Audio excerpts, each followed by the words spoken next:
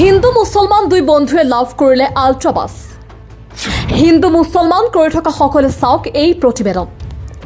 Online যোগে দুই ধৰ্মৰ দুই বন্ধুৱে ক্ৰয় কৰিছিল এটা উপহাৰ কুপন আৰু দুই বন্ধুৱে লাভ কৰিলে আল্ট্ৰাবাছ। চাওক দুই বন্ধুৰ কিমান মিলা প্ৰীতি। শুনক আল্ট্ৰাবাছ লাভ কৰাৰ পিছত কি ক'লে দুই বন্ধুৱে।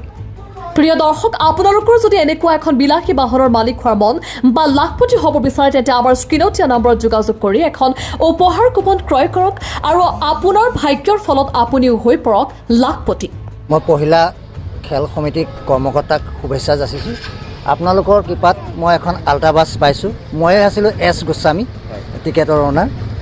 তাৰপৰা এতিয়া মোৰ পৰিয়ালটো বৰ পিছপৰা পৰিয়ালত এখন আল্ট্ৰাবাছ পাইছোঁ। যাতে আপোনালোকে আশীৰ্বাদ কৰে এই বাছখনৰ জৰিয়তে মই কিবা এটা ভৱিষ্যতে উন্নতি কৰিব পাৰোঁ। বাছখন ল'বনে? বাছখন ল'ম মই, বাছখন ল'ম। আপোনালোকৰ বন্ধুত্ব কিমান বছৰৰ পৰা? বহুত আগৰ পৰা বন্ধুত্ব আমাৰ। এতিয়া টিকেটটো মোৰ মোবাইলৰ পৰাই কাটিলোঁ, কাটি টিকেট আমি মানে ভাগ কৰি লৈছোঁ দুইজনে। তাতে এতিয়া এই নাম্বাৰৰ টিকেটটোত এছ গোস্বামীৰ নামত লগাত মোৰ বন্ধু গোস্বামীলৈ শুভেচ্ছা থাকিল।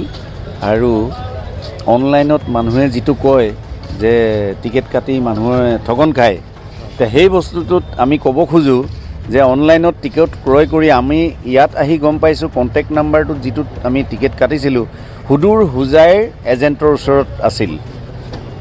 আজি আমাৰ 1% অসুবিধা নোহোৱাকৈ তেওঁলোকে আহি আমাক টিকট চমজাই দিয়ে আৰু আমাক পুৰস্কাৰসমূহ গতাই দিয়ে। গতিকে অসমৰ ৰাইজক এইটো ক'বলৈ এইটো আমি গাৰাণ্টিৰ সৈতে ক'ম যে অনলাইনত টিকেট ক্ৰয় কৰিও যে এনেদৰে পুৰস্কাৰ লাভ কৰিব পাৰি এইটো প্ৰমাণিত হৈ গ'ল। অকণো অলপো অসুবিধা আমি পোৱা নাই। কমিটিৰ তৰফৰ পৰা বা আমাৰ এজেণ্টৰ তৰফৰ পৰা অলপো অসুবিধা পোৱা নাই। আৰু এতিয়া আহি আমি তেওঁলোকক যোগাযোগ কৰাত আমাৰ নথি পত্ৰৰ সৈতে আমাক আল্ট্ৰাবাছটো চমজাই দিছে। বন্ধু হ'লে এনেকুৱা বন্ধু হ'ব লাগে। আমি বিভিন্ন সময়ত ধৰ্ম লৈ ৰাজনীতি কৰোঁ, ধৰ্ম লৈ আমি কথা কওঁ, কিন্তু এইটো কি ধৰ্মত আছে? ধৰ্মৰ কোনো কথাই নাই।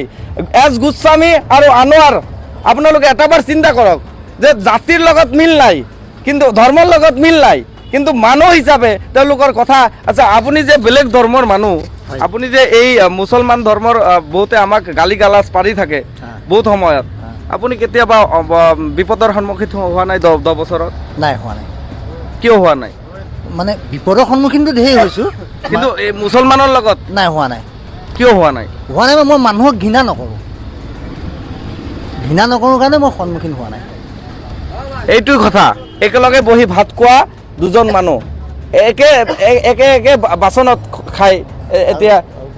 আৰু মই এজন হিন্দু মানুহ, গোস্বামী মানুহ। মই নিজে কলিতা মানুহৰ ছোৱালী বিয়া পাতিছোঁ। কলিতা মানুহৰ ছোৱালী বিয়া পাতিছে? ল' কাষ্টৰ ছোৱালী মই নিজেই বিয়া পাতিছোঁ। যিমান দূৰ শুনিছোঁ ঘৰত আৱেগিক হৈ পৰিছে। হয়, মিছেছে কালি পৰহি পৰা কান্দি আছে। বাছ পোৱাৰ কাৰণে নহয়, তাত ফূৰ্তিত তেওঁ বুজাব পৰা নাই। কাৰণ মোৰ থাকিবলৈ এখন ঘৰ নাই, মই ভাড়া ঘৰত আছিলোঁ। চিন্তা কৰক আপোনালোকে চিন্তা কৰক। আপোনালোকে কৈ আছে লাখপতি এই গাড়ীবিলাক পায়, কিন্তু এই গোস্বামীৰ থাকিবলৈ এখন ঘৰ নাই। সেই গোস্বামীয়ে পাই গ'ল আল্ট্ৰাবাছ। এতিয়া দুই বন্ধুৱে মিলি কি কৰিব সেইটো বেলেগ কথা।